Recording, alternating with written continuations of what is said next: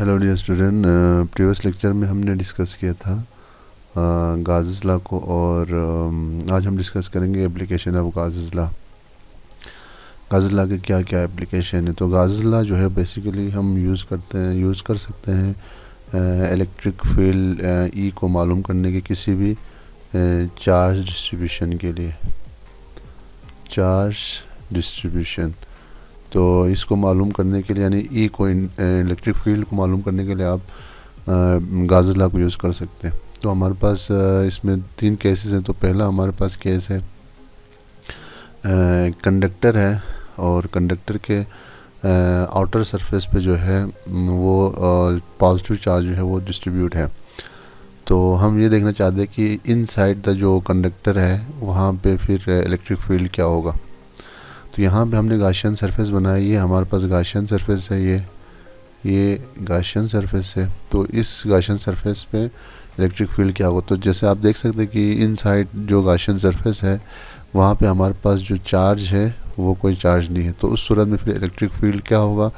तो Gauss's law के मुताबिक फ्लक्स जो है वो इक्वल हो जाएगा total charge enclose by the surface upon epsilon naught.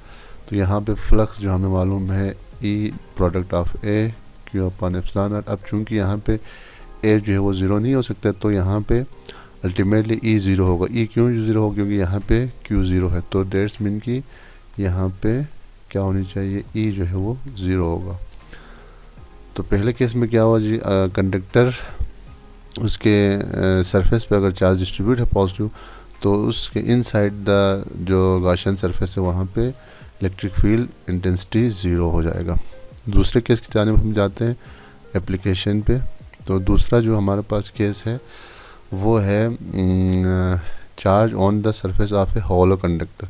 तो अब हमारे पास ये होलो कंडक्टर है, यानी इसका जो इनसाइड है वो आपके पास खाली है, जबकि इसका जो आउटसाइड है ये आपके पास ये कंडक्टर है। तो इनसाइड इसका होलो है यानी खाली है। तो उस सूरत में फिर यहाँ पे इलेक्ट्रिक फील्ड क्या होगा। तो डियर स्टूडेंट, जैसे आप देख सकते हैं कि यहाँ पे हमने गाशियन सरफेस लेना है। तो लेट सपोज कि हमने इसको गाशियन सरफेस लिया है जो येलो कलर का है, ये आपका गाशियन सरफेस है, ये गाशियन सरफेस हो गया। अब इसमें अगर आप देखें कि यहाँ पे जो पॉजिटिव चार्ज है वो कंडक्टर के आउटर सरफेस पे जो है वो डिस्ट्रीब्यूट है, पॉजिटिव चार्ज सारे डिस्ट्रीब्यूट है। तो अगर हम यहाँ पे गाशियन सरफेस बनाया हमने, तो यहाँ पे अगर आप देख सकते हैं कोई से भी अगर आप पॉइंट ले लें तो यहाँ पे जो चार्ज है वो दोबारा से ज़ीरो है। डेट्स मीन कि जो इलेक्ट्रिक फील्ड है वो क्या होगा, फिर total charge enclosed bye the surface divided by epsilon naught. अब यहाँ पे चूँकि चार्ज हमारे पास ज़ीरो है तो इसका मतलब है E A zero divided by epsilon naught. अब ये आपके पास हो जाएगा ज़ीरो, इसका मतलब है E product of A is equal to zero. अब यहाँ पे फिर वही कैसे कि एरिया ऑफ जो कंडक्टर है वो ज़ीरो तो नहीं होगा, डेट्स मीन कि ई लाजमी तौर पर ज़ीरो होगा। क्यों, क्योंकि आपके पास जो चार्ज है वो inside the Gaussian surface zero है। तो यहाँ पे भी जो इलेक्ट्रिक फील्ड है वो क्या होगा, ज़ीरो होगा।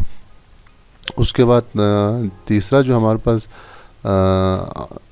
फैक्टर है या कंडीशन है वहाँ पे हम देखते हैं। इसमें अगर आप देखें कि हमने एक जो यूनिट पॉइंट चार्ज को हमने यहाँ पे रखा है होलो जो कंडक्टर है, ये भी आपके पास होलो कंडक्टर है, यानी ये आपके पास कंडक्टर हो गया और इसका इनसाइड खाली है, होलो है। अब इसके सेंटर में आपने क्या रखा है, पॉइंट चार्ज रखा है। तो ये आपका पॉइंट चार्ज है और इसको हमने पॉजिटिव लिया है। अब पॉइंट चार्ज को आपने पॉजिटिव लिया है। अच्छा, अब यहाँ पे क्या होगा ये ज़रा आप और से देखें। जब आपने पॉइंट चार्ज यहाँ पे रखा है तो उस सूरत में क्या होगा कि जो आपका कंडक्टर है उसमें आपको मालूम है कि कंडक्टर जो है उसमें क्या होते हैं, फ्री इलेक्ट्रॉन्स होते हैं, यानी बहुत सारे फ्री इलेक्ट्रॉन्स होते हैं। तो उस सूरत में क्या होगा, ये जो पॉजिटिव चार्ज है वो जो फ्री इलेक्ट्रॉन है यानी कि नेगेटिव चार्जेस को अट्रैक्ट करेगा जो इनसाइड द कंडक्टर के। तो यहाँ पे आपके पास ये सारे नेगेटिव चार्जेस कलेक्ट हो जाएंगे कंडक्टर के इनसाइड पे, ये सारे। अच्छा, अब ये इसकी जो मैग्नीट्यूड है वो क्या होगा, मसलन अगर आपके पास पॉइंट चार्ज जो है वो अगर 8 माइक्रो कूलम का है प्लस, तो उस सूरत में जो नेगेटिव चार्ज का जो मैग्नीट्यूड होगा, ये सारे जो नेगेटिव चार्ज है उनका जो मैग्नीट्यूड है वो भी क्या होनी चाहिए, -8 माइक्रोकूलम। तो इसका मतलब है इन दोनों का मैग्नीट्यूड सेम होगा। तो इसका मतलब है जो नेट चार्ज है वो यहाँ पे क्या होगा, 0।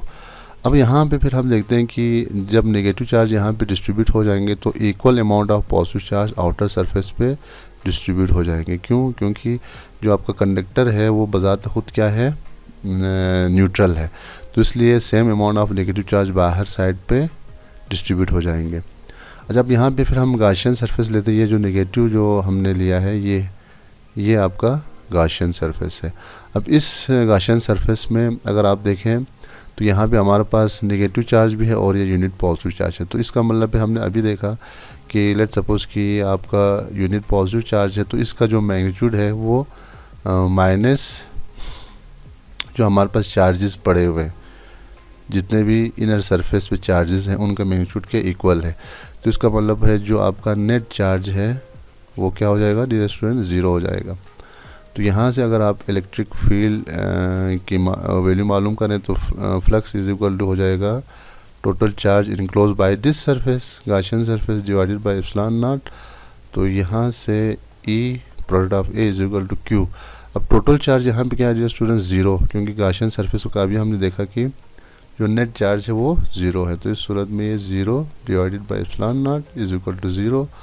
सो यहाँ से आपके पास आ जाएगा EA is equal to 0। That's mean कि जो आपका एरिया है वो तो 0 नहीं हो सकता, तो अल्टीमेटली E 0 हो जाएगा।